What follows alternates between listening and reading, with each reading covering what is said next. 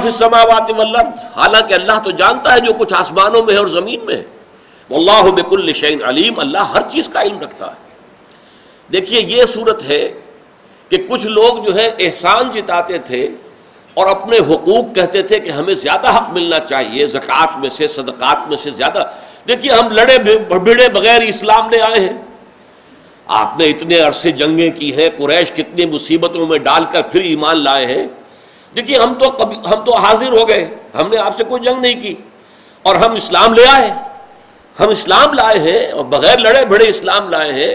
تو ہمیں ذرا سہولتیں ملنی چاہیے، ہمیں رعایتیں ملنی چاہیے، صدقات میں سے، زکوٰۃ میں سے ہمیں زیادہ حصہ ملنا چاہیے۔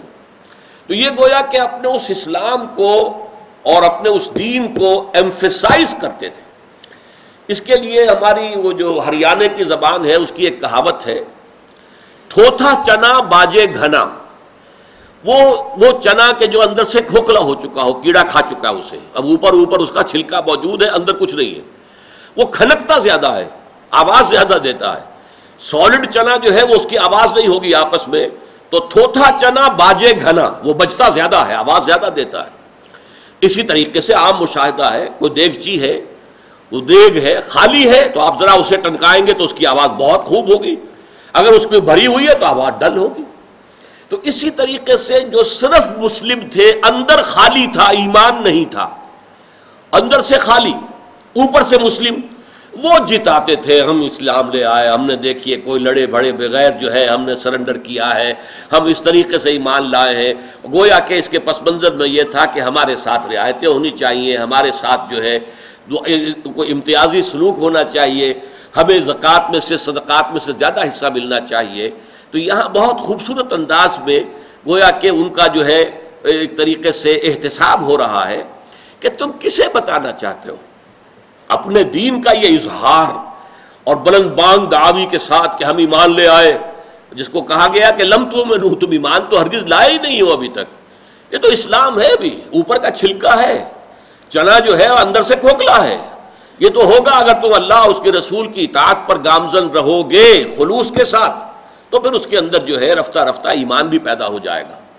لیکن ابھی تو تمہارا یہ خالی دیگ ہے، خالی برتن ہے، خالی دیگچی ہے، تھوتھا چنا ہے، کھوکھلا چنا ہے، اسی لیے تم بول رہے ہو۔ تو فرمایا قل اتعلمون اللہ بدینکم، کیا تم اللہ کو جتلانا چاہتے ہو، بتانا چاہتے ہو؟ ظاہر بات ہے کہ اسلام اور ایمان کا تعلق تو اصلا اللہ کے ساتھ ہے، دین کا تعلق اللہ کے ساتھ ہے، اور اللہ تعالیٰ جو ہے وہ بے خبر نہیں ہے، جو ایمان لے آیا ہے اللہ جانتا ہے۔ اللہ یہ بھی جانتا ہے کہ اس کے دل میں واقعی ایمان ہے یا نہیں ہے، یا وہ جھوٹ موٹ کو کلمہ شہادت پڑھ رہا ہے،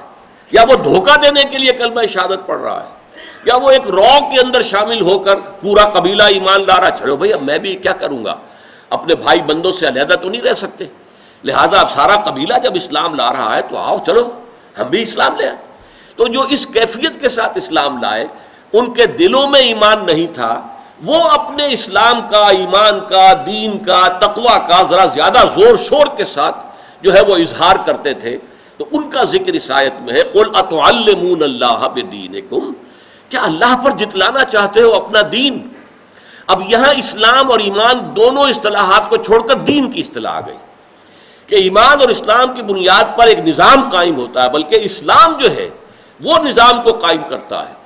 ایمان تو اس کی روح ہے، لیکن اصل میں جو اسلام ہے اس کی بنیاد پر نظام قائم ہوتا ہے۔ جیسا کہ میں نے آپ کو بتایا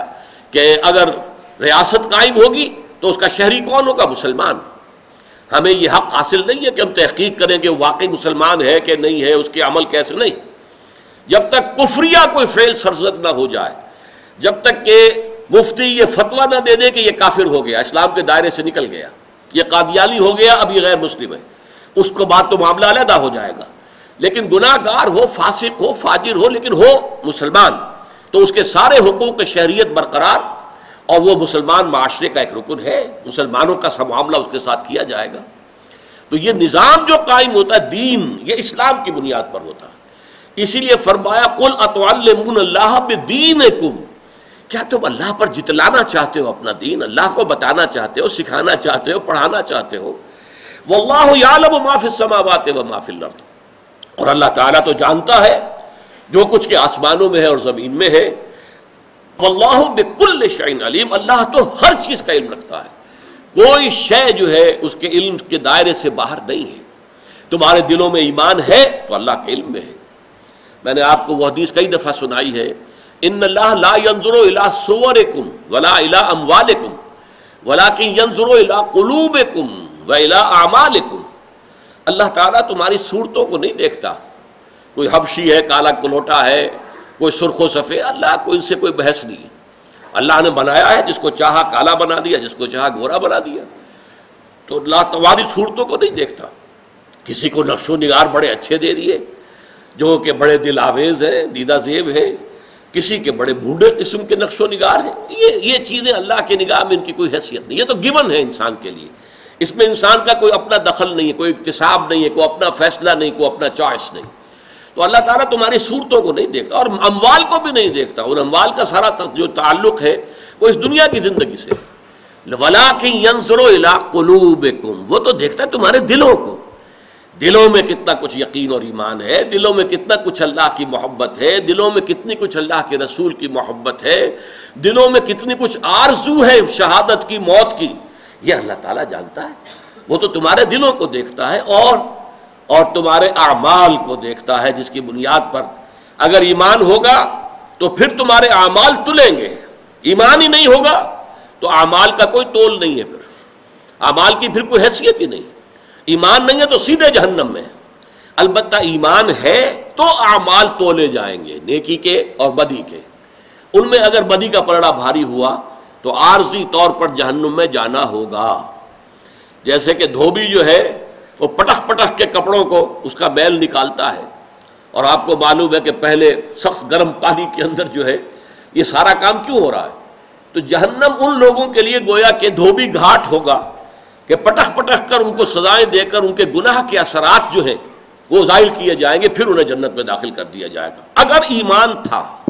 اگر تصدیق بالقلب اور یقینی ایمان ہے ہی نہیں سرے سے، تو سیدھے جہنم، چاہے دنیا میں وہ مسلمانوں کا لیڈر شمار ہوتا ہو، بہت بڑا قائد شمار ہوتا ہو، کچھ بھی ہو،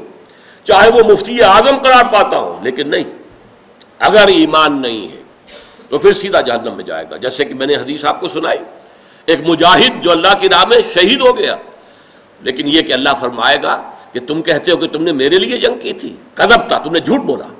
تم نے جنگ اس لیے کی تھی کہ کہا جائے جریون، بھئی بڑا بہادر ہے، کیا کہنے اس کے، تو وہ کہا جا چکا قد قیل، اب تمہارے لیے یہاں کچھ نہیں، اور فرشتے اونڈے منہ اس کو گھسیٹ کر جہنم میں جھونک دیں گے۔ یہی ایک بہت بڑے عالم کا معاملہ ہوگا، اے اللہ میں نے تیرا علم پھیلایا ہے، تیرے دین کا علم پھیلایا کہ تم جھوٹ کہتے ہو، تم نے علم پھیلایا تھا اس لیے کہ کہا جائے عالم، بڑا عالم ہے، جید عالم ہے، وہ کہا جا چکا قد قیل، اب یہاں تمہارے لیے کچھ نہیں ہے، اور فرشتے اس کو بھی جہنم کے اندر جھونک دیں گے۔ اسی طرح بڑا سخی انسان ہوگا، وہ کہے گا اللہ میں نے اپنی دولت تیری راہ میں لٹائی، اللہ فرمائے گا کذب تھا، تم جھوٹ کہتے ہو، تم نے تو دولت کی اس لیے لوگوں کو دی تھی کہ کہا جائے سخی، بھائی یہ تو حاتم تائی نکلا، یہ تو بڑا سخی ہے، قد قیل، وہ کہا جا چکا، تمہارا مقصود حاصل ہو چکا، لہذا آپ جہنم کا راستہ لو۔ تو یہ معاملہ ہے کہ دنیا کا معاملہ اور ہے، آخرت کا اور ہے، وہاں ایمان فیصلہ کن ہے، اور ایمان کسی میں ہے یا نہیں ہے یہ اللہ کی نگاہوں سے اوجھل نہیں۔ واللہ بکل شیء علیم، اللہ تو ہر چیز کا علم رکھنے والا ہے۔